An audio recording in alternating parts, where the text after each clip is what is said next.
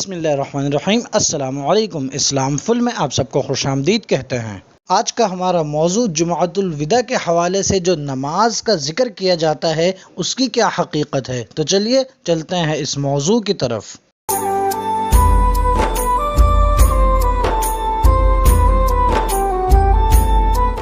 رمضان المبارک کے آخری جمعے یعنی جمعۃ الوداع کے حوالے سے ایک روایت بہت زیادہ گردش کرتی ہے کہ جو شخص رمضان المبارک کے آخری جمعے میں 4 رکعت نماز پڑھ لے، اور اس کا مخصوص طریقہ بھی لکھا ہوا ہوتا ہے کہ اس طریقے سے اگر پڑھ لے گا تو اس کی تمام زندگی کی نمازوں کا قضا ادا ہو جائے گی، چاہے 100 سال کی ہو یا 700 سال کی ہو۔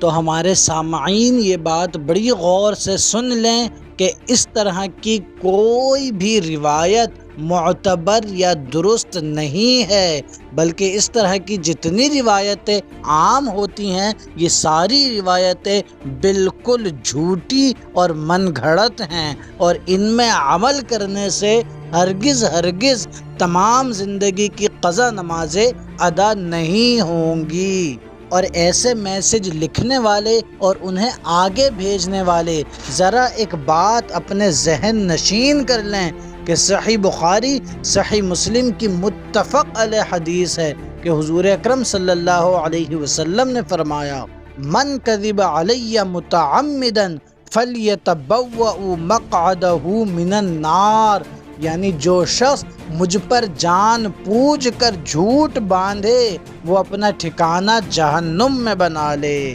تو ذرا اندازہ کریں کہ جو لوگ بن دیکھے بن سوچے سمجھے اس طرح کی باتوں کو لکھتے ہیں یا آگے شیئر کرتے ہیں تو وہ حضور اکرم صلی اللہ علیہ وسلم کی طرف جھوٹ باندھنے والے ہو رہے ہیں، اور اگر وہ ایسا عمل کر رہے ہیں تو ذرا اندازہ کریں، حدیث پاک کے الفاظ ہیں کہ ایسا شخص اپنا ٹھکانہ جہنم میں بنا لے۔ تو ایسا کرنے سے ہرگز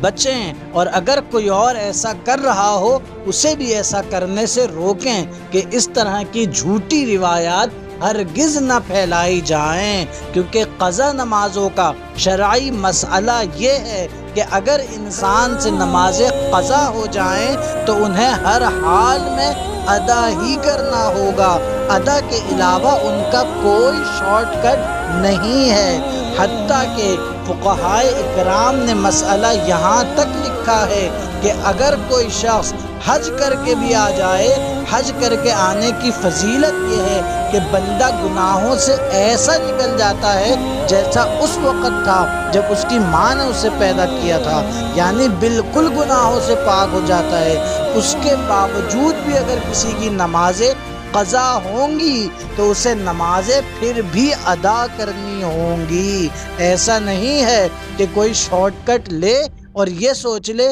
کہ فقط 4 رکعت نماز پڑھنے سے تمام زندگی کی قضا ادا ہو جائیں۔ اس طرح کی کوئی روایت معتبر اور قابل قبول نہیں ہے۔ السلام علیکم ورحمۃ اللہ۔